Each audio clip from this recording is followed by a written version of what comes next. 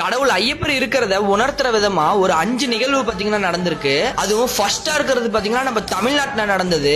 அது மட்டும் இல்லாம ஃபர்ஸ்டா இருக்கிறத நீங்க பாத்தீங்கன்னா உண்மையாலுமே நீங்க ஷாக் ஆயிருவீங்க. வீடியோக்குள்ள போறதுக்கு முன்னாடி உங்களுக்கு ஐயப்பர் பிடிக்குன்னா இந்த வீடியோக்கு ஒரு லைக் பண்ணிட்டு சுவாமியே சரணமையப்பான்னு கமெண்ட் பண்ணிருங்க. ஐயப்பருக்கு மாலை போட்டவங்க ஒரு தேங்காய் உடைக்கிறாங்க. அந்த தேங்காயில 3 கண்ணு இருக்கு. அதாவது அந்த தேங்காயில 3 தேங்காய் இருந்திருக்கு. இது பாத்தீங்கன்னா நார்மலா எங்கேயுமே நடக்காது. ஆனா ஐயப்பர் மேல உண்மையா பக்தியோட இருந்ததுனாலதான் இந்த மாதிரி எல்லாம் நடந்திருக்கு. அதே மாதிரி ஐயப்பருக்கு பஜனை பாத்தீங்கன்னா வைக்கிறாங்க. 18 படிக்கு மேல கற்பூரம் வச்சிருக்காங்க. ஃபர்ஸ்ட் கற்பூரத்தை யாரு பத்துறாங்களோ அவங்க ரொம்பவே பயபக்தியோட பத்தணும். அப்படி பத்துனாதான் எல்லா கற்பூரமுமே எரியும். உண்மையாலுமே ஐயப்பரை நீங்க நம்பி கற்பூரம் பத்துனீங்கன்னா தான் அந்த 18 கற்பூரமுமே எரியும். ரெண்டாவதா ஒருத்தவங்க வீட்டுல ஐயப்பருக்கோசரம் ஒரு விளக்கு பாத்தீங்கன்னா ஏத்துறாங்க.